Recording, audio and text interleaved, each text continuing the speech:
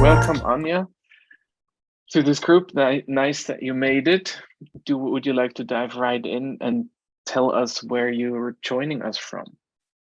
Absolutely. I am. My name is Anya Strubek. I'm Director for Research and Training at FEPS. And, thank you for right away off guard. Normally you have this moment of suspension before, everybody gets in and everybody gets to ask the question, can you hear me properly? But since you said, right dive in, and we don't have a lot of time for the introductions because we want to go right into the marathon. I'm joining you from Brussels, which is where FEPS is placed. And it's our absolute privilege to be having this seminar today with Anny-Klawa-Morf Foundation.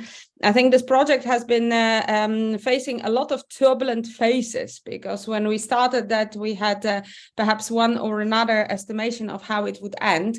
But that's the wonderful part of creativity, where you work in a think tank and you come up with the idea, and then the end result overpasses very much of what you assumed it would be at the very beginning.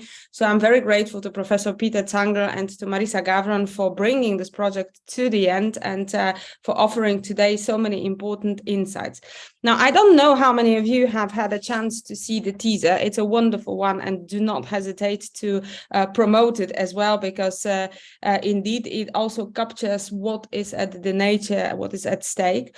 And I think that for me, because I promised to be very short, and we Brussels-based people always promise to be very short and then talk for hours, but I just want to make one very sort of specific point now this morning, which is that within the social democratic movement, we indeed have been speaking perhaps too little about the democracy at the workplace, and how democracy in the workplace transcends to be basis of democracy in other spheres of the society and politics. And I think for me, this is the most important takeaway, because as you can imagine, being in Brussels, being 1.5 years before the European elections, which for FEPS is an important context, as we are the foundation close to the Party of European Socialists and to the S&D group inside of the European Parliament. This is the moment when we are looking at the different developments in Italy, Sweden, and alike. And we ask ourselves the questions, why do voters feel so disempowered that they react to the messages that are the messages of alienation? How did it happen that, during the pandemic, so many people have gotten into the idea that they are with the problems alone, isolated? How do we can bring back the decision-making power? And, the statistics in Europe are showing that people have been joining the trade unions, that people have been sort of renewing and rejoining Social Democratic Party, but still it's far away from having the hegemony of ideas. And I think that if we ever are to be a serious contender, precisely the question of how you bring this social model of business, how do you democratize workplace, how do you empower people with the notion that democracy can be cross-cutting in all the life spheres, is a core question. So I'm very, very grateful for today. I'm going to be very curiously looking and hearing in the background of the training, hoping, as always in case of FEPS, to learn a lot myself. And just on the last note, I'd like to thank Elena and Beda, because, today we are all seeing each other for a call until 12, but the amount of phone calls, preparations, paperwork, and everything else that they both have done to make it happen today is enormous. So I'm being really humbled to be able to work with such a wonderful multinational and cross-border team. Thank you so much. Thank you. As if this were planned, that was the perfect introduction. Thank you very much. Welcome to the group. And with this wonderful speech of Anya, I would like to hand the microphone to Beda to dive right in into the topic and with some opening remarks. Yes, also very warm welcome from me on behalf of the Anny-Klawa-Morf Foundation. We are very happy that with this workshop we can continue our work on the topic of self-organizations, especially in enterprises and organizations, and that the findings from our study from the summer that we conducted together with the University of Applied Science in Northwestern Switzerland can be further discussed and used. I'm very much looking forward to the workshop. I wish us all a good morning, and I'm also very happy that the workshop is happening today, because we also experienced that the subject is very interesting. A lot of people want to know more, but it's also not that easy to attract a lot of people then at the end coming to an event. So I'm very happy that you are here, and I'm very much looking forward to the discussions and also the presentations ahead of us. Thank you, Peter. That would give us the opportunity to switch the microphone, going to you, Peter, with also some opening remarks, please. I'm just going to start sharing my screen so so you all have the program ahead of you. So yes, I just want to say some words about our University of Applied Science, so that you know what's the organization behind the study. And I just give you a quick overview about our university. Our university is one of the leading universities of applied sciences in Switzerland, and is active in teaching, research, further education and services with 9 colleges. That's really a lot, 9 colleges. It's about applied psychology, architecture, constructions, design and arts, life science, College of Education, music, engineering, business, and lastly, the School of Social Work. So the School of Social Work, and that's my organization that I'm in, it works, develops solutions for dealing with social problems and societal challenges. Education and training, research and development, and various services are part of what we offer. Our institute supports social work organizations, and they are active in application-oriented based research and development, provide service and offers continuing education. So for example, I'm working in the Institute of so-called consulting, coaching and social management, and it's part of the School of Social Work. And we also move close to practice with new organizational models, like self-organizations, for instance, contemporary management and forward-looking consulting approaches in mind. So that's our duty, our task, what we like to do. Our core competence are consulting and coaching process, as well as functionalities of impact-oriented planning, leadership and management in and of organizations. We teach, research, design, and consult. And this story, we did the research together with the Anny-Klawa-Morf Stiftung, and our team was Thomas Gander. He's not here actually, but Marisa Gavron, she was the head of the research, so-called, and together with Beda, and it was for us a new kind of doing research, to work so close together with the foundation. So I'm very, very happy that you're here, and I'm really, really interested in what's the outcome from the workshop is, and so let's see. We will see. So if you would like to know more about the University of Applied Science in Northwestern Switzerland, in particular about the School of Social Work, so you're always welcome to contact me, so I can give you some more information about that. So. Thank you, Peter. And another very important actor, not in the sense of acting, but as an important part of the network here, is Urs Kagi from the Network of Self-Organization. That logo would be on the screen that some of us are sharing too, but it just doesn't exist yet. So let's hear Urs hear some words from the Network of Self-Organization in Switzerland. Yes, good morning. Also a very warm welcome from me. The network self-organizations exists since about 5 years. We had an idea. We worked together with organizations since a long time. When I worked at University of Applied Science together with Peter and other people. And there were some organizations which thought about changing to self-organizations. They read books and so, and then we said we're going to start with a training, a 2 days training. And in this training, we had the aim to bring organizations together which are thinking about working with self-organizations or already working on self-organizations. That mean that bring people together in organizations working on this topic. After this 2 days training, they said, "Oh, we should construct something to get always together." So we began with this network. It has no organizational structure, so everybody can join this network, and we have a homepage. And on this homepage, we give ideas of trainings. We produce our own trainings. Last week, for example, we had a training on consult. So we asked a person which is specialized on consent decision making, and then we organize this training. We have also a list of other organizations which have trainings, so that people which are working in this network have all informations where they can get such trainings. On this homepage, we have also videos. We have interviewed with people in organizations. For example, with Veleda, we had a spring this year.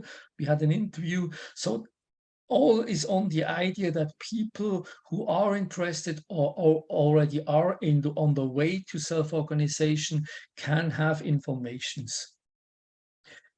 The latest news on the network self-organization is that we decided to get real structures.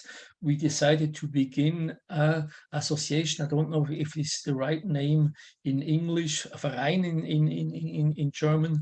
We begin on the 1st of January as an association, and Peter and I, we will be co-presidents of this network, but the structure will be about the same. So we're still going on bringing together organizations on their way to self-organization.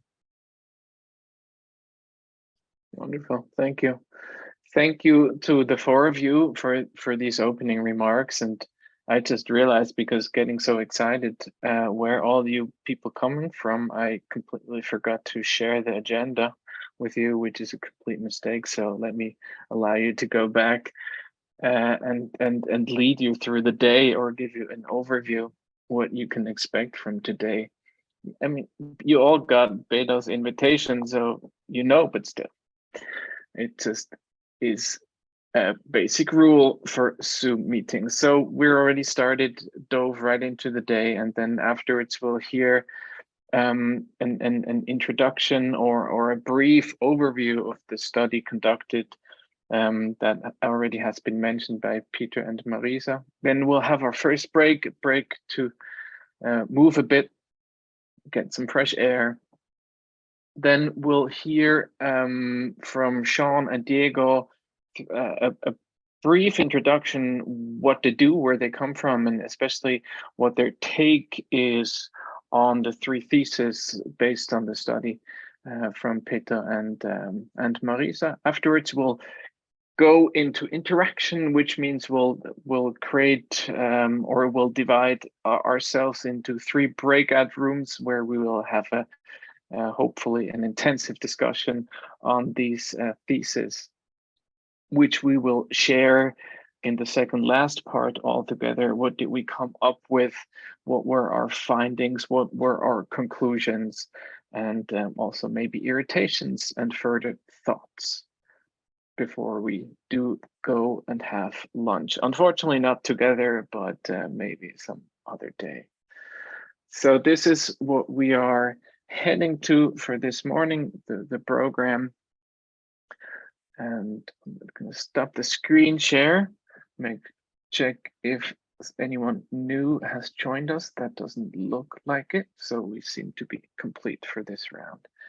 So let me just also give you some thoughts on Zoom rules. I checked the web, and it's quite interesting what you can find on that. Starting from the close and the background and the quality of the tone, but also going towards more like serious things like, let's have the speaker off when we are not speaking, let's have the camera on if possible and wanted. so we can actually see each other. Also show your names the way you like them to be exposed, in the way to be found for a further Google search, for example, to connect any deeper. And another thing that I would like to warmly welcome you all is to write comments. That's a wonderful function that Zoom offers for these kind of events. Use the chat, and I will have an eye on the chat. I will put your words into the round, basically. Of course, you're always welcome to also say something by just raising your hand using that function on the bottom bar of your Zoom application. So I think with this being said, we're all ready. We've heard what we are expecting this morning. We've heard like what the focus of the topic is, and we also heard a little bit of something where we all come from. I would like to a very brief kind of dive in of a brief kind of an association early Tuesday morning practice, let's call it that way. I would like to make around what your spontaneous association is with the topic of today. The topic is, we all know, it's self-organization, economy, organization, people. It's a training day. What's your spontaneous association? One word, and we will see what we come up with. How about we start with Beda, then continue with Peter? Yes, I think about self-organization as complicated, but also very motivating and is interesting. And in a practical way, there come a lot of challenges to my mind. Yes, yeah, very, very challenging. So self-organization is challenging, but it's worth to do that, and it's my favorite. It's the way I would like to work in self-organizations and companies like with this organization forms. And I love to do research to this topic. Thank you. How about Matthias and then Marisa? I think it's the freedom of fulfilling something one wants. Thank you. And it doesn't matter if you've already heard the word that you associate with. You're welcome to just kind of copy it, mention it again. Marisa and then Sean. I would say diverse, just like the companies and the people. It is not a thing that can be defined so easily. Thank you. Sean and then Urs. One word, competences. Competences. Thank you. Yes, yeah. Okay. Urs and then Andrea. I need 2 words. I would say future and community. Sure. Community. Thank you. Andrea and then Selina. I would say it is flat hierarchies and involving a lot of people in decision making. I would go as far as saying the word of necessity or need, and also I'd like to add the word confidence.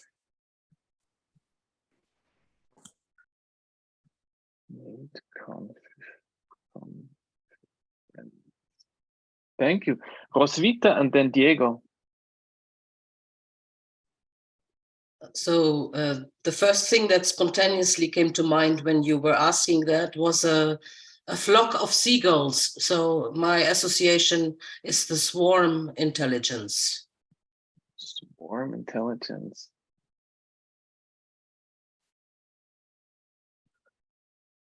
Hi, Nicoletta. We're just doing a kind of a warm-up, spontaneously associating words towards the topic.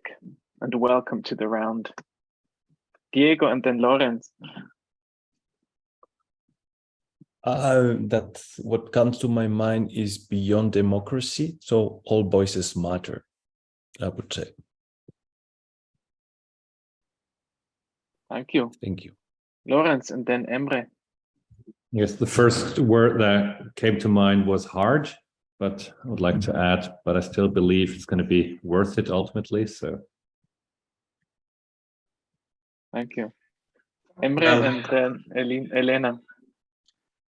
For me, well, it is independency and research in more freedom, or to work in more freedom.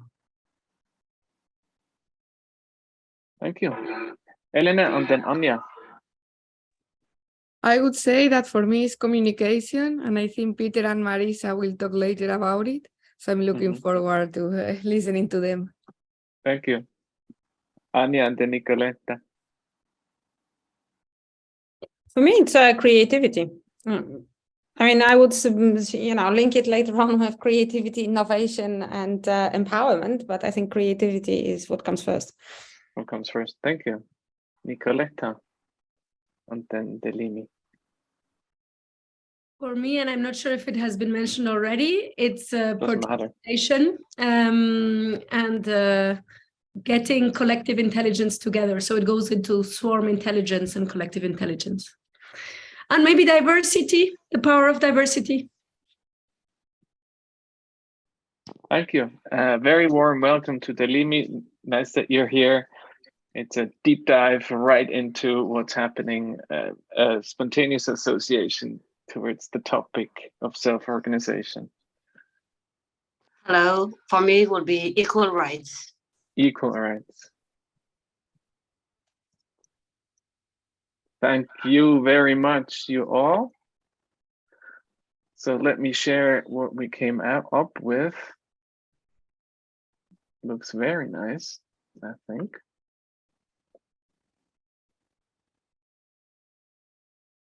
I'll be with it in a second.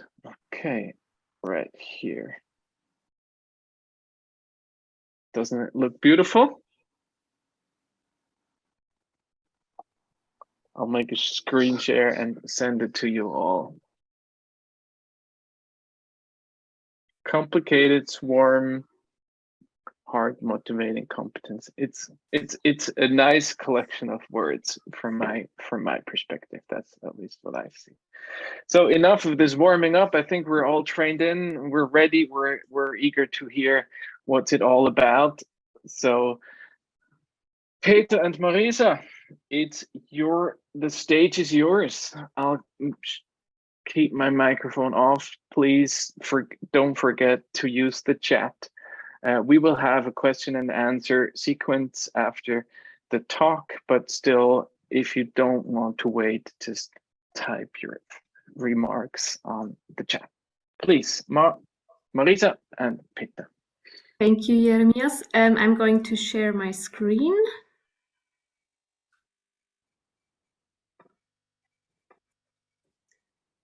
Do you see the full screen now? Yes. Great. Great. Okay. So a short disclaimer at the beginning. I'd like to say, in the beginning of my keynotes, my English is not so good. So I like to say I will talk to you in the most spoken language of the world in bad English. So please be a little bit patient with me. So I try.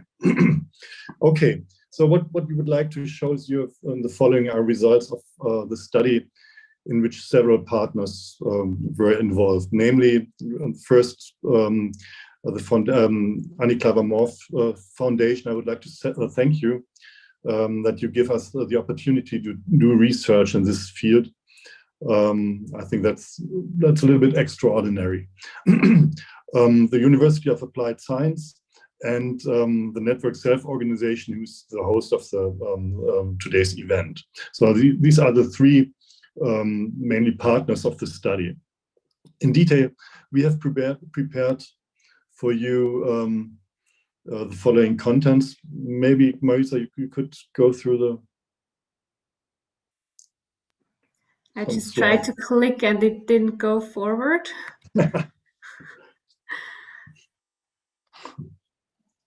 Sorry about that. It would be a little bit easier for me when wonderful. So that's in detail what we have prepared for you. The content, short introduction, some cornerstones of the sample, key findings of the studies, especially opportunities, key findings to challenges. I talked about that already.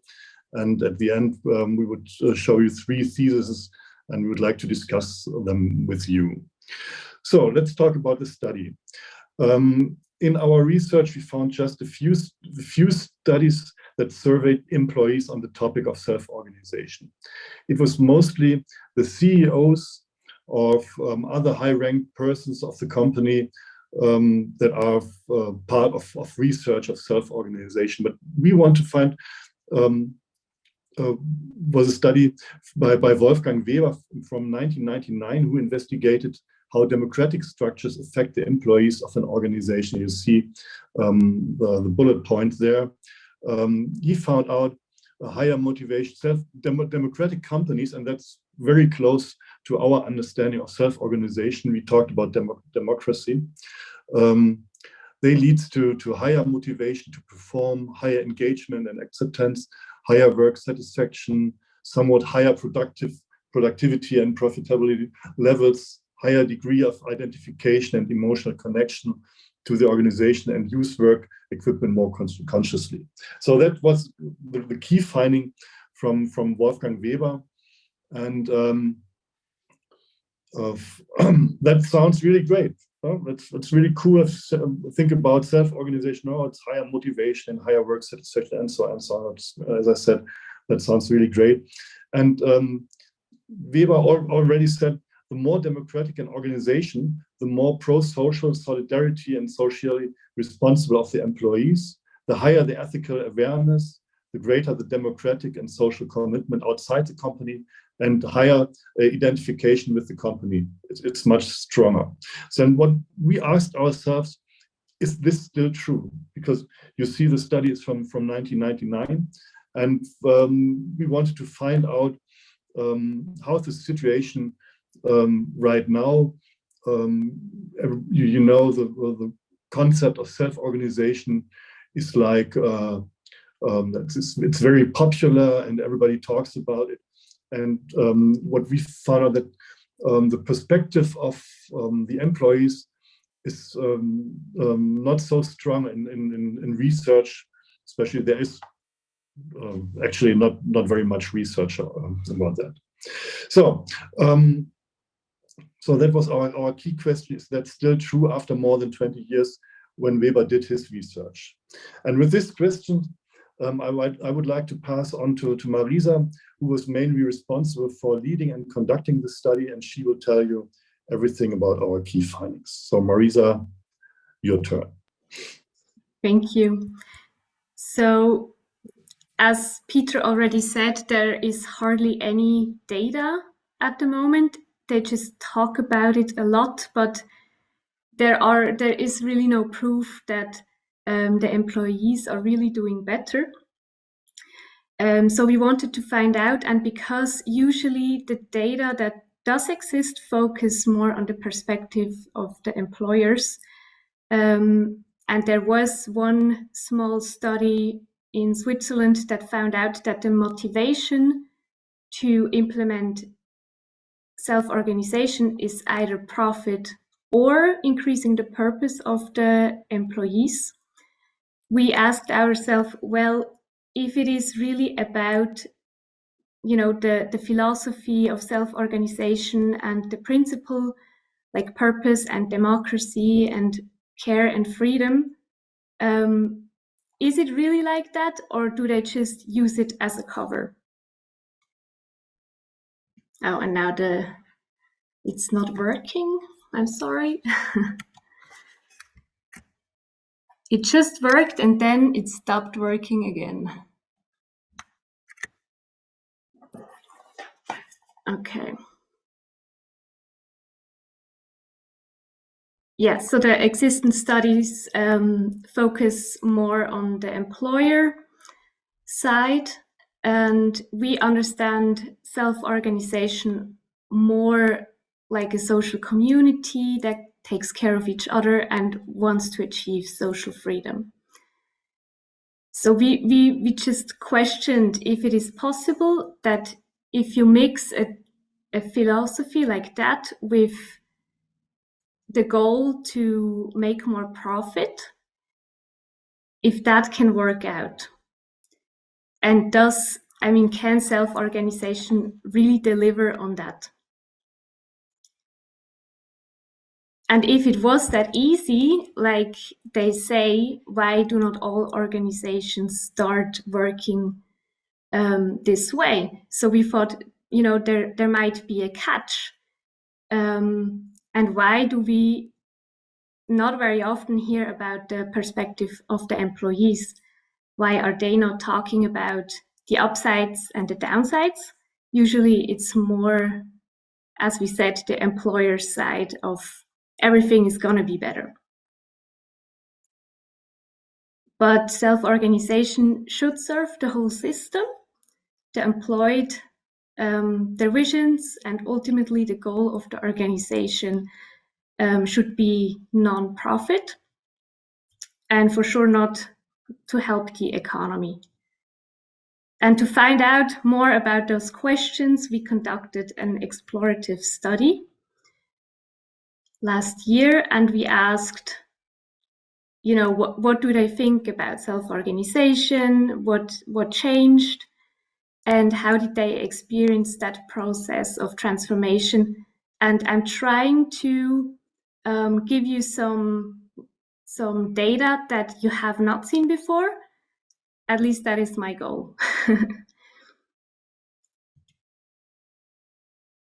So we're gonna first see some cornerstones of the sample.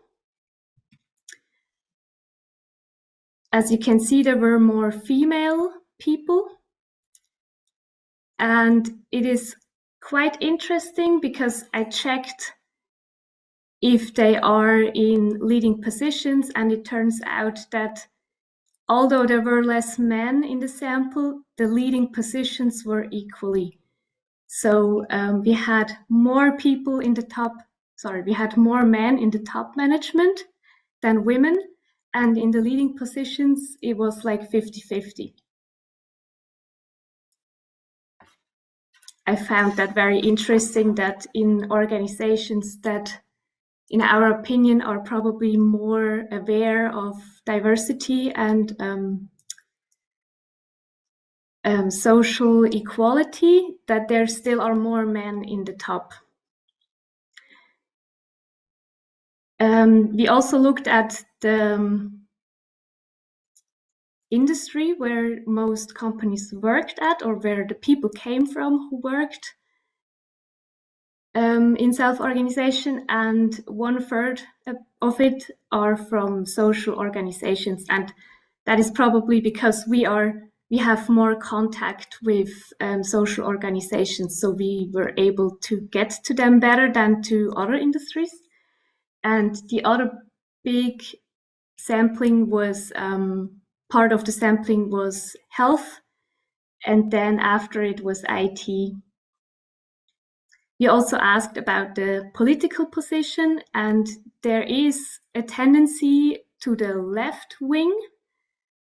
So if you compare it to the normal population, our sampling was more left, but we cannot say why that is. It can be because they work more in social institutions. And we also asked if their political opinion has changed since they work in self-organization. And 75% said, no, it has not changed, but still almost 10%, and it was 20 people, they said, yes, my political opinion changed and it shifted more to the left. So I found that very interesting. We also wanted to know where they are in that transformation process. And here you can see that most people who filled out that survey, they're somewhere in the process. So there were only a few people that said, we did not really start yet, we just know it's coming. and less people that say we are done. And there were also some people who said, well, there was no process because when we founded this organization, we decided we will not have those typical hierarchical structures. And others didn't know, or they said, I was not there. So I don't know where we are at right now. We also asked about the model they follow or they're oriented at. And here we can see that the model that was named the most was collegial leadership, followed by holacracy, and then sociocracy and sociocracy 3.0, and teal organization. And also a lot of people said, I don't know. They don't know if they are orientating on a specific model or what they're called. And also a lot of people said others, and then they mentioned still teal organization. They didn't quite know that it was the same thing. We also wanted to know how they are currently making decisions. And those were that was also important to kind of see where they're at with those decisions. And the decision-making process that was mostly named was the consent.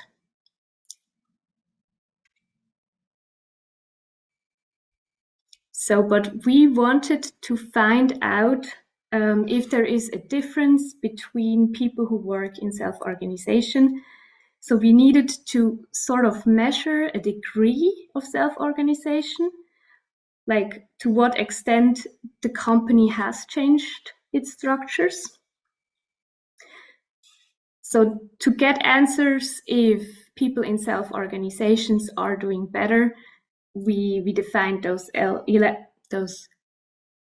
we defined 11 criteria, which were, in our opinion, crucial or determined for self-organization, which is not profit-orientated.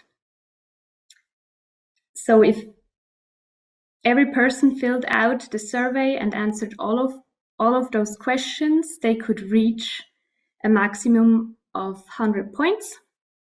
And the higher the points, the higher is the degree of self-organization in the definition of our, like how we see our self-organization, and in their view, because those are questions that can be answered differently. So if I ask Peter, hey, how is your work climate? And we work at the same place, he could say a different number than me, but it is still the same climate. So this is important to consider, that it is very personal questions that people answer differently. And we take a look at the criteria number 5 on the next slide, the perceived degree of personal power.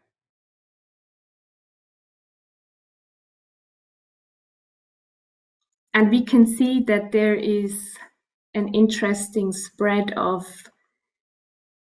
there is a little bit of everything. There are people who said, well, we don't have power tied to people at all anymore. It is probably tied to roles or tasks. But there's still a lot of people who say, yeah, we really rely on those people who make decisions. And this brings us to the key findings, the opportunities, because now we can see how there is a difference. And I picked out those 3 because you probably read the summary. And I see those as opportunities of self-organization. So the higher the degree of self-organization, the way we defined it, the higher is the work satisfaction, and the higher is the general life satisfaction, and also the lower are stress levels outside of work.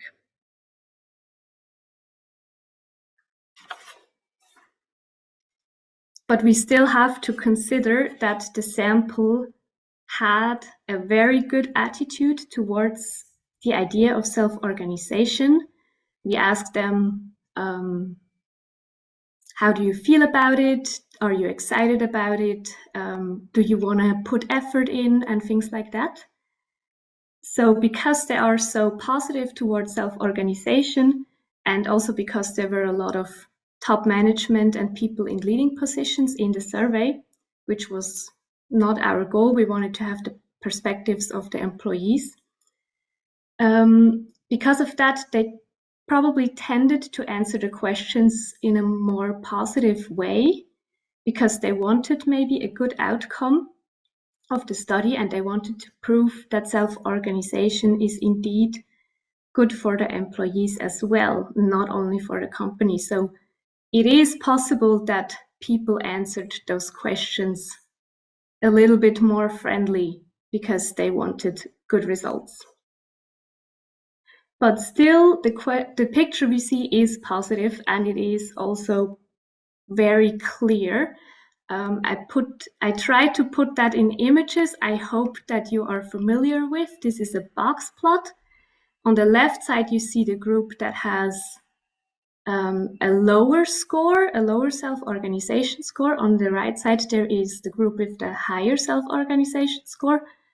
And you can see visually that the group on the right, they have a higher job satisfaction. So that mean is higher and the median is higher, and there is less of a spread. They have less people who said, we are not happy with our job.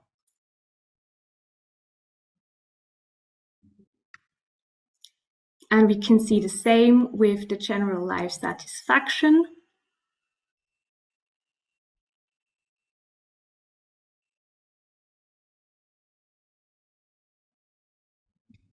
And the stress in free time, although here the difference is not that big, but it is still visible.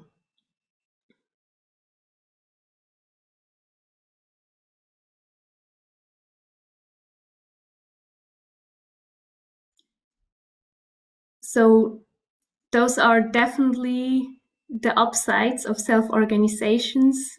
There seem to be very positive aspects. If we can see significant difference in the work satisfaction, in the general life satisfaction, and even in the stress levels.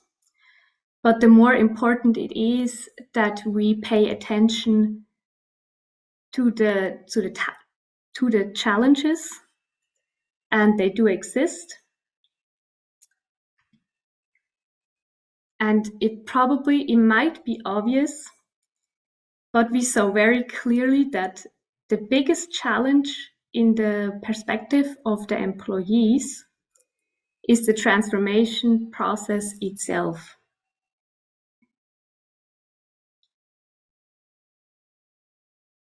Because through all of the excitement, usually from the top, because those are the people who come up with the idea, there seems to be some kind of gap.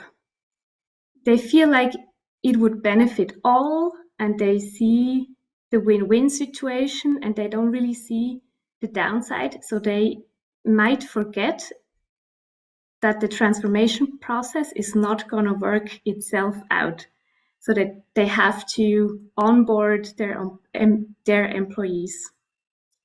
There needs to be some sort of planning and orientation so that everybody can start on the same page and not start in different books.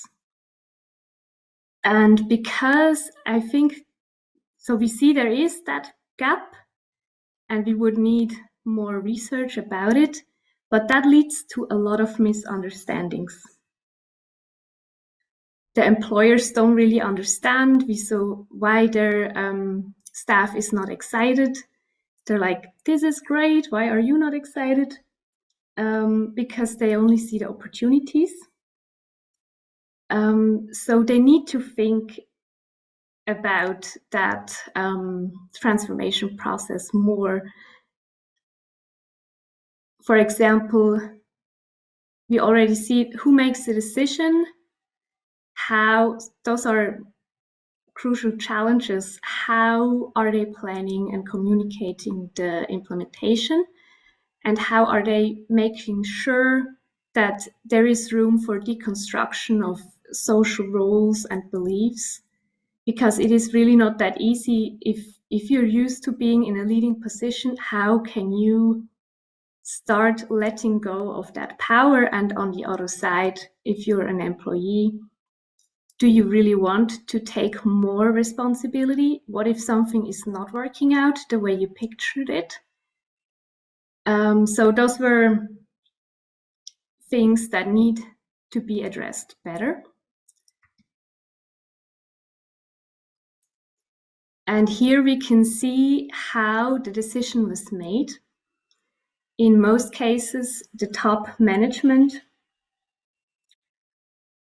decided that they're gonna do that, and they just informed. So after the decision was made, they informed their employees, we're gonna do this. And there were actual statements from employees that find that ironic, because they say, well, we're supposed to be more democratic, but now you tell us top down that we have to transform.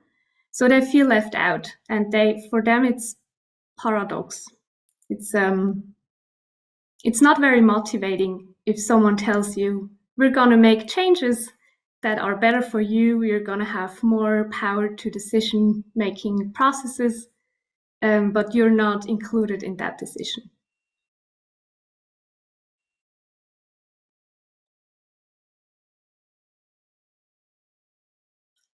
So we see for the employers, it might be clear how that transformation takes place. And most of the time, they're not sure how to actually do it, but they think it is clear for everybody, although they may maybe not have a plan themselves.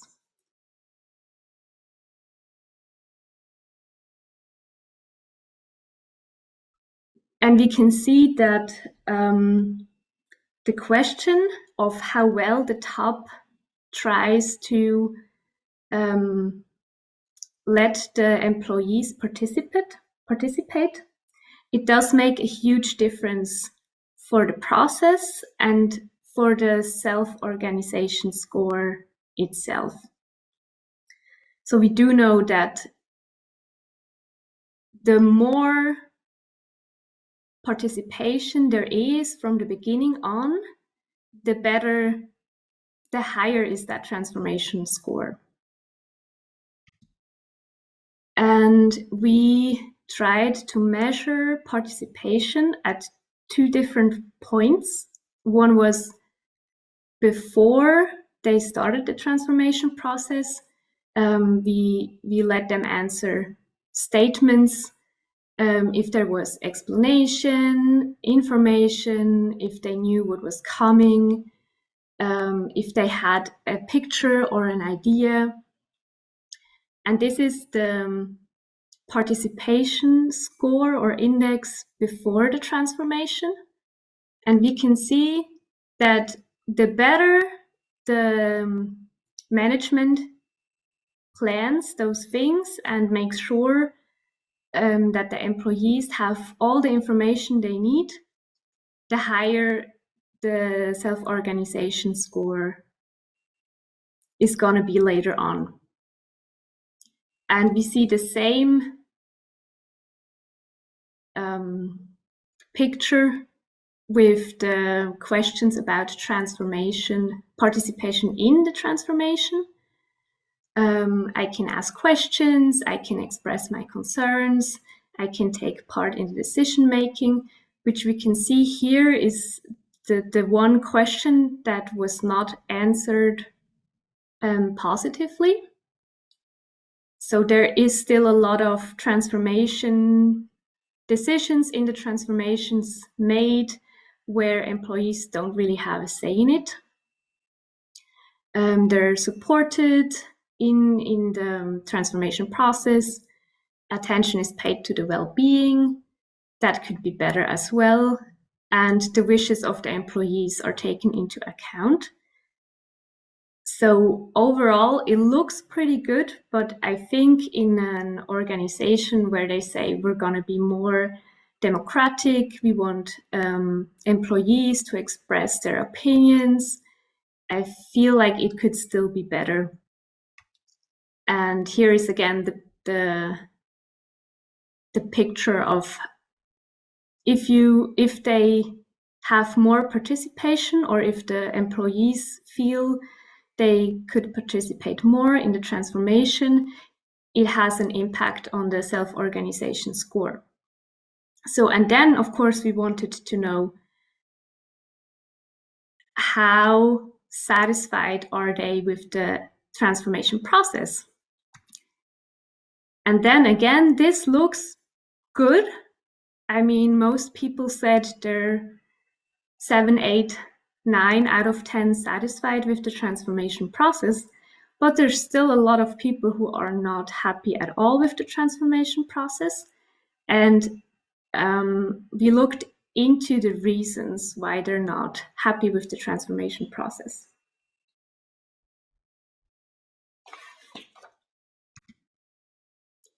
And those are some strong, significant correlations between the degree of how happy they are with the transformation process and statements they made. So they said, I wish for more planning in the form of clear communication. I wish for more planning in the form of clear steps. And I would like to have more support in general in the transformation process. So those 3 statements, they give us a clear idea of what is missing. And we have to add that they were not able to, so it was like a multiple choice question. They were not able to give their own answers because I'm sure they might have had a lot of comments about it, but we'll get to that later.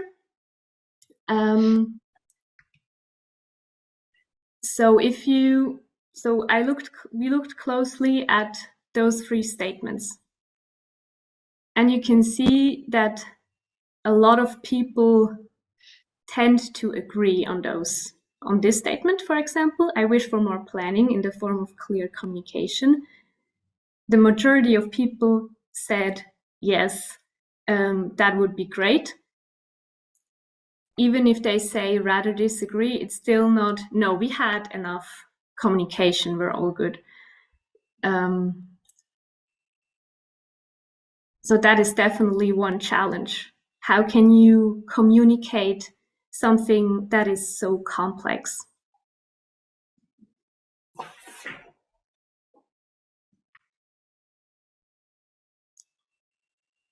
And this picture is a little bit different. I wish for more planning in the form of clear steps. I was actually expecting more agreement to that statement than to the statement of clear communication. But maybe it has something to do with the fact that transformation processes are very individual in each company, and you cannot really, it is very hard to define those steps.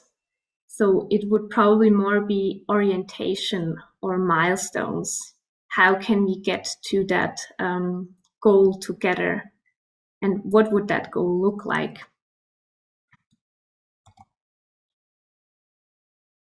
And the last statement, I would like to have more support in general regarding the transformation process. It is also not a very, very sharp question. It is very general. It is a very general question, but it seemed to still, people felt like, yeah, I think the company altogether, we should have more support for that transformation process. And it could mean different things, maybe more time or more resources in general, more room to talk about insecurities or roles and those different things. And then we come back to trust. And here I picked out some statements that kind of try to explain why it is important that the top or the people who decide to make the implementation of self-organization, why they need to provide room to reflect and to talk about social process, social roles, how to question your own thinking about success or power or leading or profit or meritocracy, which translates to Leistungsgesellschaft. I did not know that word before. So those are really strong statements, I think. When people say, so I work in self-organization, but I have teammates and they don't deliver performance. Who is gonna lay them off now? How long do I have to wait until somebody decides to let them go? And if you have that kind of mindset still, how can a team work together and make decisions together if there is no clarity about a process like that? And somebody else said, it was a person in a leading position, that it needs a lot of discipline to let go of the responsibilities, especially in those difficult situations when something is not going as planned. The former employees or subordinates, they must be willing to take responsibility for decisions. And it happens that they come back and they say, it's not working out, you have to take back your responsibility. And he or she said that it requires great attention to in what role are you in right now, and to reflect on that, and you need openness from all sides and friendly openness, because it happens very quickly that each side can fall back into that role, and you have to talk in advance. And I think the top management should make sure of this. How are you dealing with those situations? And also somebody said, well, just because there is a flat hierarchy on the paper, it doesn't mean that informal power is still existing. So the people know exactly who to talk to so they can get their way. So, and this is going back to the question we asked at the beginning, if they feel that way, or if it is actually, if decisions are still made in that informal power, through informal power, well, is it still real self-organization, or what is actually happening? So is it, as we said, is it employer branding, or is it just a protection to say, well, we give power to our employees so it looks better to keep them motivated? And I think the top management, or there has to be more orientation and planning. What should be changed, and how are they going to change it? And how are they going to, along the way, make sure that not other power structures are installed and they're just not transparent anymore? Because before that, you had people in leading positions and it was transparent. This person is going to make the decision. Everybody knew who to blame or not to blame or to thank. And now it is just not transparent anymore, but there is still power. And also they said, if the management continues to control and issue old school authoritarian orders, this leads to frustration within the employees. So they, as we heard before, they feel it is ironic. They say, let's have more democracy, let's have more swarm intelligence, but at the end, they're still deciding themselves. And I have to add, there are a lot of companies that say, well, we need a strong top. We need people in the top that are very firm, because that leads to more confidence and more trust. And I can see how this might not even be an opposite side. I think that can also be true, but they should not have all the responsibility of the transformation process.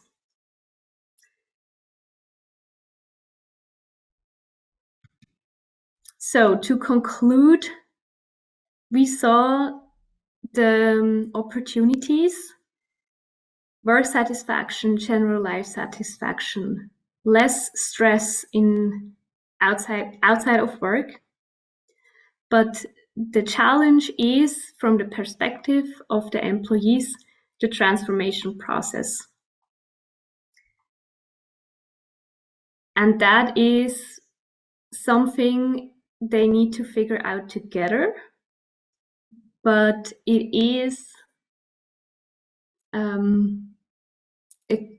it is very important to think about the transformation process before, so that the employees are not left out and they are on the same page and they are able to participate. Because as long as they feel left out and unheard and they don't understand why, maybe they know, well, the decision was made, but they don't understand why the decision was made, they cannot really participate.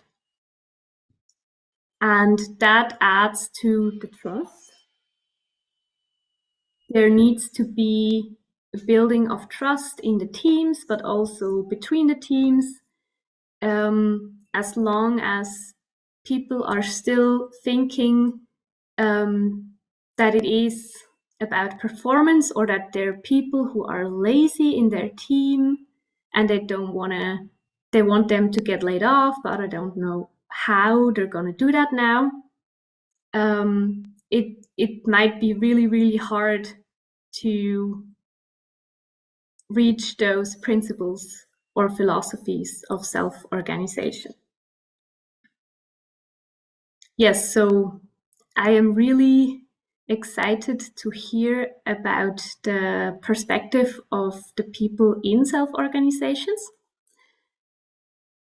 Now we have a little bit of time for questions before we come to the thesis later.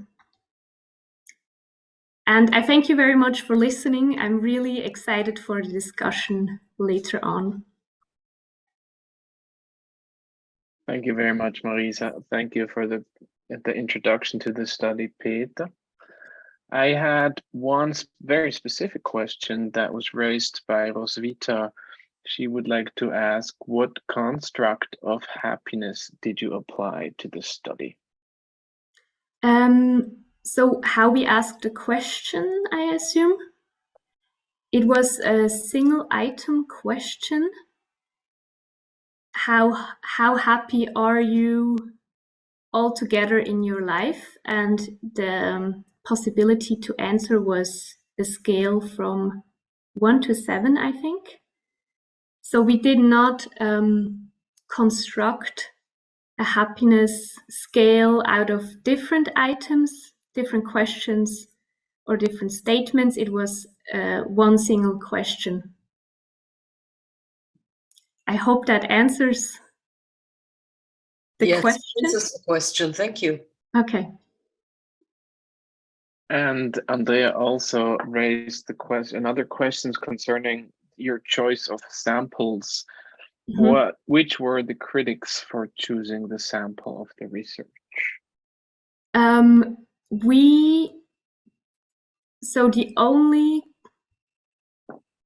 We addressed all companies and people who felt that this description is fitting their organization. So if they felt addressed that they are self-organization or self-organized, they were able to fill out the questionnaire. And we did not put on filters. As you saw, we asked what model they're orientated on, but that was not really our interest. So we didn't compare if, for example, holacracy has a higher general life satisfaction. The employees in holacracies have a higher general life satisfaction than people from sociocracies or something like that. It was just more to see what they're interested in. And what we did, we sent out the survey to the contacts we had. We did internet research, and we sent it to the network self-organization, where we knew that German-speaking organizations are present, but there was no exclusion for, like, in that sense. It was just an introduction. If we were trying to find out more about self-organization, and if your organization is currently transforming or already transformed, we would love for you to take the survey. Andreas, that? Yes, thank you. Thank you, Marisa. Maybe a last question or two?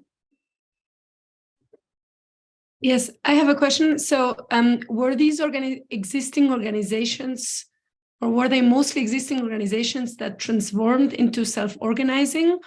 Or did you also have organizations that from the get-go were self-organized? Because I think that might make a difference as well. Yeah, so we had both, but the majority were organizations that actually transformed. Yeah, I think you can see it here. No, it was a different question, but you can see it here. There was no process. Most of the people who answered that, they answered another question with, when we founded this organization, we decided to, follow holacracy, for example. But most of them are transforming.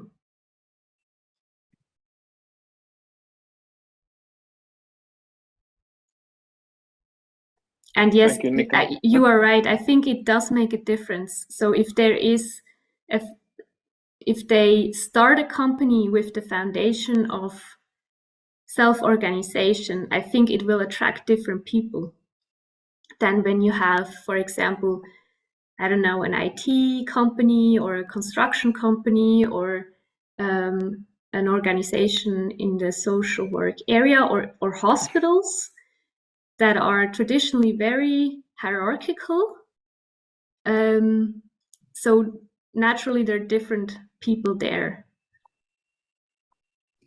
I was also thinking of the power structures that you mentioned. I mean, it is extremely difficult to change behaviors and existing power structures. So, and once you have, like this expert in whatsoever, or my former manager, and then suddenly I should treat him, at eye level, then I'm guessing that's pretty difficult. We're still humans. We cannot just change our chip and then say like, well, as of today, I'm going to tell you my opinion without filters, which I used to have before. So exactly, because I mean, we go to school, we are socialized in a certain way, we are told our whole life that, you know, we have to listen to authorities, you have to be very respectful to older people, which of course is true, but a lot of the times younger people or children or women, they're kind of taught that they have to look up to other people and they cannot express their opinions freely.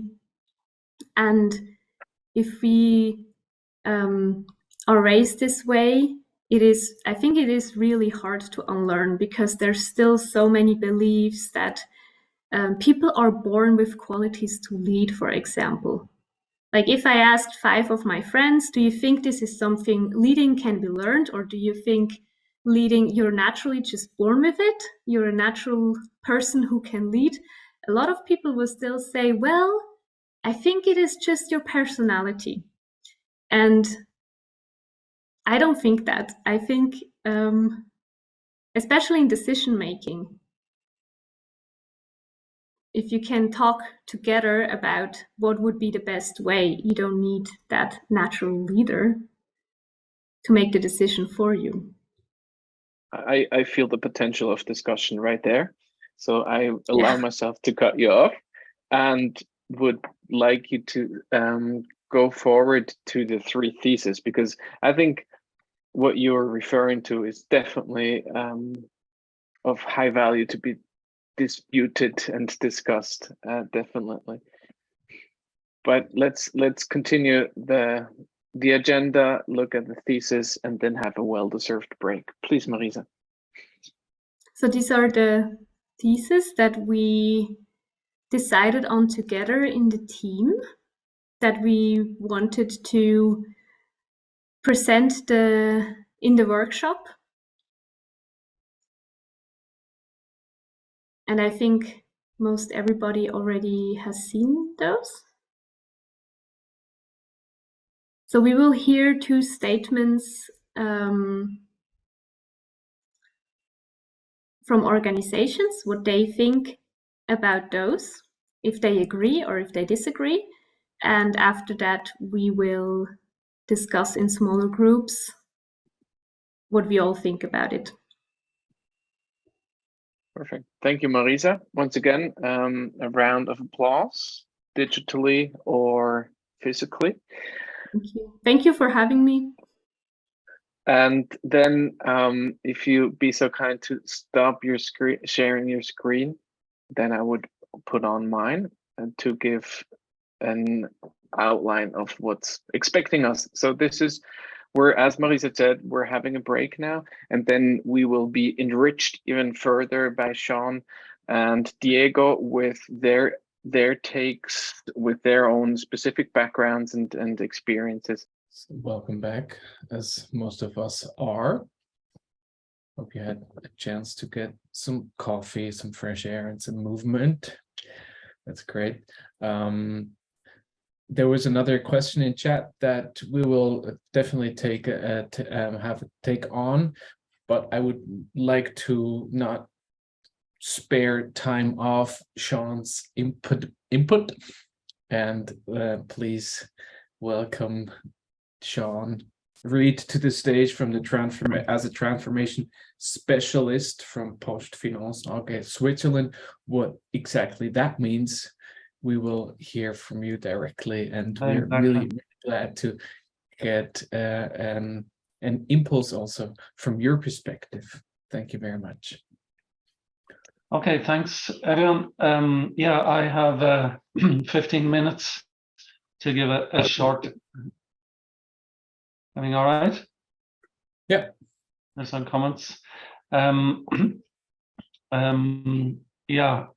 Short position from my side with regard to self-organization as a driver for social change. So I'll give a short introduction to myself and PostFinance, who I'm working for at the moment.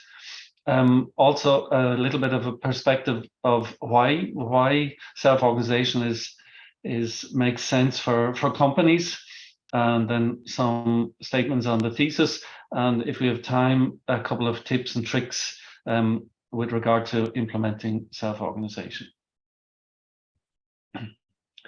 Yeah, to me, my name is Sean Reid, originally from Ireland, but living in Switzerland for a long time, and I work at PostFinance as an organizational developer. I'm mainly focused on topics of leadership, self-organization, new work, and digital transformation. And I have achieved certain further education in business administration, occupational psychology, and also in the adult learning field. I am also a part-time freelance consultant and do some lecturing work as well. PostFinance, as a company, it's considered as one of Switzerland's leading financial institutions. It's a private limited company, but fully owned by the Swiss Post, and it has it's regulated by FINMA, the Swiss Financial Market Authority, and has a banking license according to the Banking Act. It's considered as being systemically important in the Swiss banking arena, and has also a rating from Standard & Poor's of AA. What's interesting here is then to see, as far as market perception or wished market perception is concerned, is then the claim that PostFinance wishes to be simply a simple work with managing money and treat everyone with respect, no matter where they're from or what their opinions are. A few facts and figures based on public data from 2021, and I'm sure these slides you'll get them later as a PDF if there's information that I don't say or too much things to read. 2.6 million customers, so most the biggest retail bank in Switzerland, with 120 billion Swiss francs on the balance sheet, 1.3 billion payment transactions per year. So those are things like from private customers, from in the retail stores, plus online, twin to all these different ways of payment transactions. Approximately 3,200 employees to the extent of FTEs, certainly a few more people actually employed. PostFinance also has received several awards or is involved in a lot of activities with regard to the workspace, and positioning itself also as a company that is really interested in employees, and that they are in good form. So why is self-organization important in the workplace? And I think what was mentioned before from Marisa about things being top down, even the ideas of it being more profitable or more efficient is still a hard buy in the companies. So here are a few other aspects that might also be convincing for management to say why self-organization is not just but important, but also to a large extent necessary in the future. I have two topics here. There's a lot of text on the slides. We'll see if I get around to reading it all or not. But one topic is self-organization in the context of the fourth industrial revolution. So everyone knows we're transforming from the third to the fourth industrial revolution, being mainly driven by digitalization, and that it's most likely to be the biggest industrial revolution ever. So if you see here on the right hand side, so going from industry 3 to 4, the the normal starting point is that we're talking about the technology and the industries. So transformation, industrial revolution implies it's an industrial thing, it's about technology. So, going from basic use of computers and data and information to a more ubiquitous high-tech environment. But you'll see on the text that I've started on the left-hand side that we know from previous experience that technological revolutions also affect business models. They affect organizational forms, ways of workings, and the needs of employees. So the other 3 points or 3 lines of text here are about then these other aspects that we sometimes forget a little bit. So the Industrial Revolution also forces new business models, new ways of interacting with customers, new ways of marketing, but also has a strong effect on employment, on motivation and values for employees. And here I think is an important point in this context is that in the future that motivation will be much stronger through individual fulfillment, lifelong learning, and a meaningful contribution to society through work. That's certainly something that's to be taken into consideration. A fourth and final point to this topic is the topic about leadership and organizational forms. And here we see an adoption to new leadership forms, much stronger in a coaching and mentoring facility rather than command and control, and also going in direction from self-organized teams also to self-governing teams. So the second context that I have is in the context of new work. I have 2 slides for this. New work is a mega trend that sees the future of work as a place where people will be empowered, organizations will become more resilient, and society's problems will be addressed. So according to the Zukunft Institute, which is a German think tank, they say new work is one of the 12 megatrends of our era. And on the left-hand side, you see this graphic of what looks like a U-Bahn, an underground train map. So that on the outer perimeters are the 12 megatrends, and each of those megatrends has lots of different sub-trends. And here we see that in these sub-trends, the mutual interdependence can accelerate the impact in ways that are difficult to predict. So we talk here about a VUCA world where things are unpredictable, where they're uncertain, where they're volatile, and where they're ambiguous. And this plays into the idea from the megatrend map. To this extent, there's a tendency to think that classical careers are becoming superfluous, that a meaningfulness comes to the fore, and at the same time, the boundaries between work and life become diffused. Work in the future will be defined as an accumulation of both paid and unpaid activities throughout the different phases of life. The second and final slide to this topic before I go on to the thesis is to think a little bit about self-organization on different levels.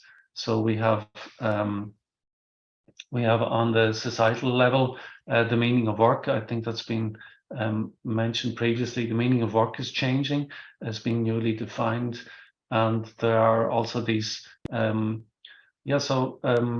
progressive discussions around unconditional basic income, on discussions also in the society about care work and its value, things like this that are becoming more prevalent for sure.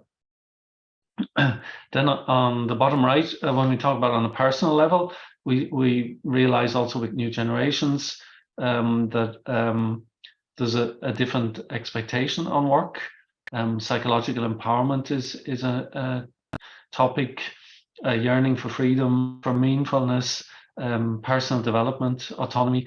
These are all buzzwords that are popping up in this context, and also the perception of or aspirations of having a career in the classical form is losing influence.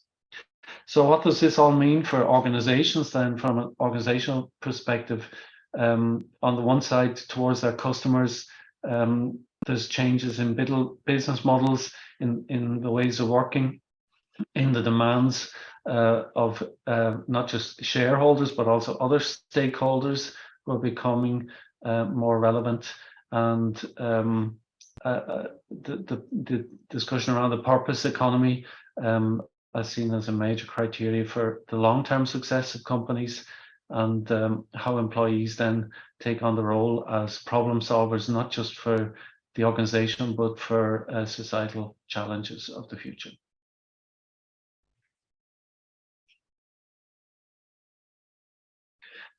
So kind of coming out of that context, I've taken two of the theses that I'd like to make some comments on. The first thesis is around the higher participation, what that then means for positive effects for the company. And here I'd like to mention that people are both extrinsically and intrinsically motivated. We see that the extrinsic factors are becoming a little bit less relevant. You know, wages and fringe benefits and status symbols, you know, a company car and an office, a corner office and whatever, that new generations are much strongly intrinsically motivated and are willing to take on work for less benefit, financial benefits, if they see that that it feeds into their intrinsic motivators. So I believe that all the topics here, such as taking on budget responsibility or work allocation or team organization or contact with customers, these are all intrinsic factors that can be strengthened through self-organization or through a higher degree of participation. So to this extent, I do believe that there is a positive effect for the company when the employees are highly involved in the company through self-organization. And the second thesis that I've chosen is, we can say in two parts. One is, do people change when they work in self-organized companies? And the second part being, are self-organized companies needed to initiate social transformation processes?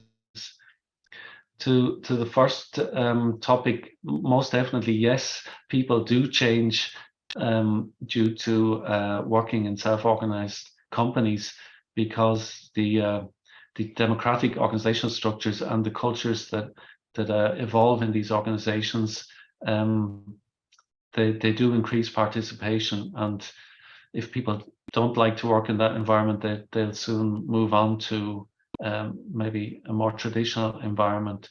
But it definitely does change the way people work. Then with regard to the idea around a need for self-organized organizations as being a necessity for societal change, I believe that a spillover is not necessarily given, but most certainly the competences that are required in the organizations and the opportunity to practice them should certainly lower the threshold to use them in another context.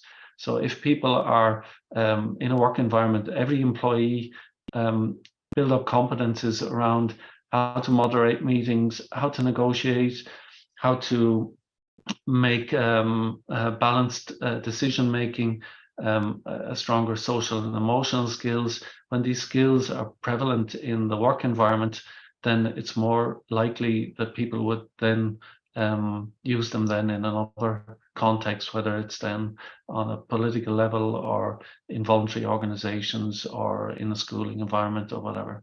So I do agree that there is certainly through skills and competences a good opportunity to that extent to profit from that. Jeremias, maybe you can give me a quick mention on the time front, how I'm doing. 1 more minute. 1 more minute, okay. So I have 5 additional slides, but they have no text on them, so I'll just run through them very quickly. With regard to implementing self-organization, we can certainly take up the discussion afterwards. So 5 simple things about implementing. One is to think of the structuring forces as starting points. So how to get strategy, structure, culture, and purpose as the dynamics, understanding the dynamics of that, and how to integrate that in your first discussions around self-organization. The second one is then building from that to be specific, to get specific focus areas, topics around the team vision, values and culture, topics around working in roles, decision making was also mentioned previously, and also about structures, so working in the system and on the system. These are areas that you can then concretely go into deciding on initiatives to implement self-organization. The third one, which is a bit trickier, is the discussion around culture and making culture tangible. In post-finance, we're using a model based on a culture map from the Culture Institute, where colors are associated with certain behaviors. And this is an interesting concept. So you can say, you know, being more red would be like being more courageous, or helping to push decisions through, and using these colors then as associations in different initiatives going forward, always referring then to, you know, now you're being red or now you're being green. That's possibly one possible solution to make culture more tangible. A fourth and second last point is about leadership understanding, certainly to build a common leadership philosophy and instill that in the organization through different trainings or also initiatives. And finally, what you can't measure, you can't change. To have some sort of a measuring system in place in relation to how far you're doing with self-organization, that you can also then do a baseline and a gap analysis and plan measures for the next steps. So I would hand back to the Regie for that. Thank you very much, and I hope those inputs have given some inspiration. Thank you very much, Sean, for this speed train through your takes on self-organization. I would like to pass on the microphone right away. Please don't forget to collect your questions in the chat. But now it's time for Diego Sanchez from 7 Generations Switzerland. Please dive right in. Hello, thank you very much. Yes, as you said, my name is Diego. Wait a moment that I just shared the presentation. Can you everybody see it? No, I believe it's on the... Yes. Good, perfect. Perfect. Then, so I just need to, I have too many of you in my screen. Yeah, it's fine. Yeah, so my name is Diego. I'm part of 7 Generations. That is a consultant company here in Bern. And we promote self-organized, being self-organized in a circular structure. So, and the main point is we try to support, or we support companies who want to take this path of self-organize. And for us, we start calling it circular business. For us, I think it's important to see the paradigm change. So with these two examples, no, the traditional one that is the pyramidal structure, that was since a long time with us, and that promotes this proportional responsibility. That means that the ones in the top are the ones who make decisions. Sometimes it's one person, sometimes it's a few ones. And how we can move to this new paradigm, or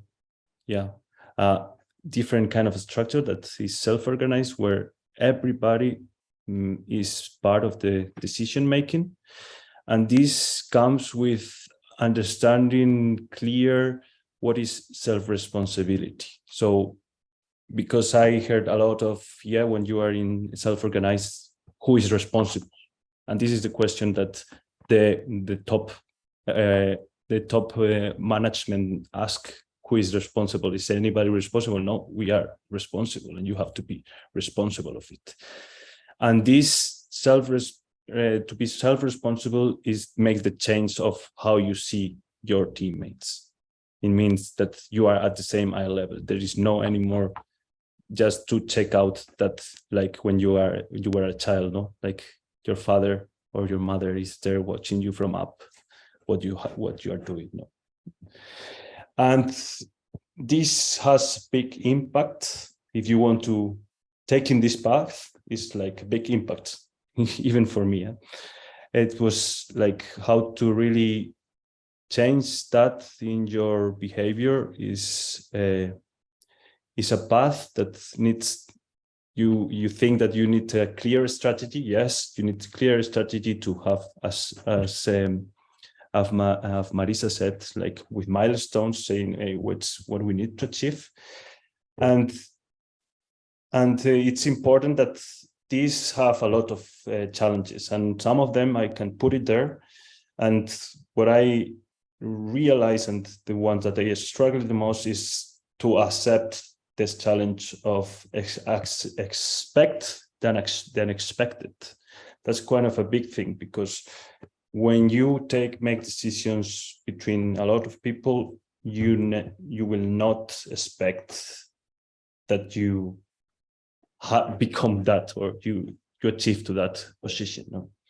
And it requires dedication and a big effort. I mean, if you don't give time to make something grow or to change something in your life, it will take it needs that time for it, no?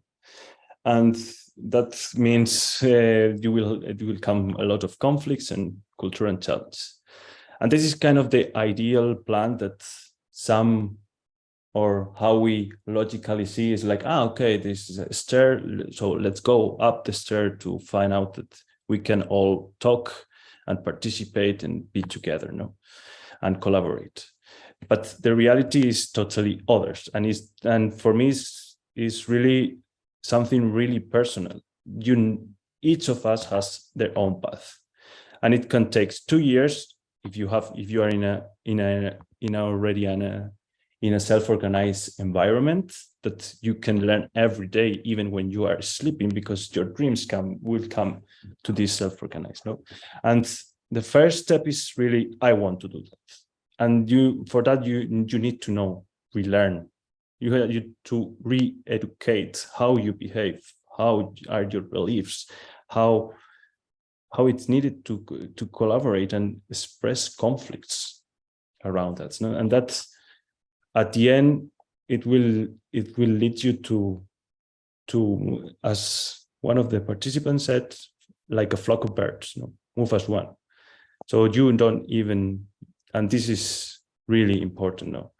That comes to the point that you realize that there is 4 aspects that we live into in 7 generations, and are these 4 aspects that self-organized need to be balanced. Because you were talking before about trust. That is really important, and one of the one that we struggle the most. But that's how to build trust, needs to be also balanced with challenge. So when I mean challenge is like, hey, we are at the same eye level and I want to challenge you. I want not to say you did it bad or wrong. It's just, hey, did you see that? I see that you didn't realize that that's needs to be to make. And the other balance, and this is not the normal balance that you have 2 sides, is a circle balance. So that means the point in the middle is your self-responsibility, self-respect, self-authorship, and self-accountability. You need, if you agree to make something, it needs that agreement to be done till it doesn't work anymore for you. And for it, it's also balanced with the support. So how can I support my colleagues? How can I support a circle? And it becomes a structure with it. And in this, we work with, this I wanted to just to share it with you. Like the star I was talking before is like from what Lalou said in Reinventing Organizations. That is a really famous book that if you don't know it, it will help you to understand more. It's kind of, it's just all the time a process, a growing process. And before it was something about teal, co-creation, and we want to go further now. And yeah, just a little bit, because I think this needs another hour of explanation, and it's better to make another webinar in case. No, for us, circle business. Here, what I want to share is how we work. How is our map, our model, our tool we use now, and we balance it with 8 directions. And to achieve a healthy and growth company that can grow healthy and balanced, it needs to be balanced in the 8 directions. And you cannot take, if it will be a hierarchical structure, it will be someone in the top of this cone that will say, yes, I'm responsible of the 8 directions. But in self-responsibility, in self-organized structures, each of us take one of these sides, of these directions, and you really focus on that ones. And yeah, you can see that you can go through till research and development, to communication, human resources, purpose, structure and maintenance, trends and forecasting, and strategy and action, and vitality, that is energy and finances. So not only money, but also what is this, that exchange of money, what is kind of that energy. And then what we learned is normally we go from ideas to strategy. And if you go in this clockwise direction, starting in the east, you see that there is a lot of points to achieve wholeness. That means what we realize when we say we want to be social business.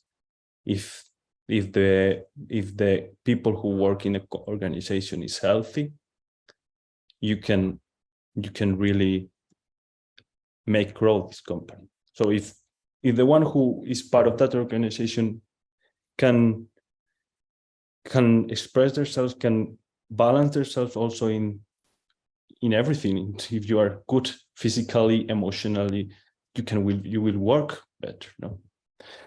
So from this age structure, I will go directly to the next thesis from the study. And the first one I brought is the degree of participation, so that makes better the company. No, totally agree. I totally agree, because when you experience self-responsibility, you understand that if you don't move, it won't move. So that is the first power you have. And when you know that you are hurt in a company or in an organization, and that you can really bring your skills and power to it, that changes the paradigm, because it's like, hey, I'm ready to go. I'm really ready to go. It's not anymore, okay, they will come because I'm responsible of this project and I will tell them what is needed to do. No. It's just tick, tick, tick. Let's go. Let's do it. Don't like move your ass, eh? Don't bring it that, no. And you start really asking yourself, what can I do better that the organization works good? Where I can support, what is needed to, hey, there is something missing here. What is really missing? So you start really going from the I to the we. And this is when I'm saying I'm strong as my tribe, and my tribe is as strong as I am. So that brings also trust. If I give as much as I want, you will make your team stronger. And you need to see that your team is strong enough. Diego, 2 more minutes. Yeah, thank you. I'd pass quickly. So the second one, the workload of the employees increase. I would say it's not true. First of all, yes, as can you see in the diagram, there is a steep learning process. So when you start doing new things, you need to give more energy. That's of course. But there is a moment that when you deal with it and you learn and you take away your ego or your part that don't bring it to make collaboration, it will go down. And this down, what I mean is like what I was talking about before of the eight directions. You will understand with trust that you will focus in one part of the company, and you trust that your colleagues will take part of that other direction. So it's just not anymore part of your work, that you're stressed, that the one that brings you out of balance. And the third one, that is the true one, yeah. People change, of course, I change a lot. That's totally agree, and in a better way, no? Is not only true, it's always that you need to change to become that, no? And that process is maybe 2 years, 10 years. It depends of the environment and if the company where you are at, it works or not. Because for example, I went the other day to a conference from a museum in Belgium, in Ghent, that it was talking about. I asked him what are the challenges to move from pyramidal to a circular structure or horizontal one. And he said, yes, the boss, the chefs, the board that it was before, they were there for 5 years. And at the 5 years, they say, that's not for me. So there's people that cannot deal with it. And there's the 2 options. You can choose that one. And that is because they were used to lay down and wait that someone come to it. There is not that I will jump, I will go, I want to participate. And that is the main point of here. Like, yeah, it will change everything. And when you understand that if you are good at home, if you are good in your personal life, you will bring much more energy to the work. That will help also the company or the organization. And I think that is that. Thank you very much, and hope you enjoy it.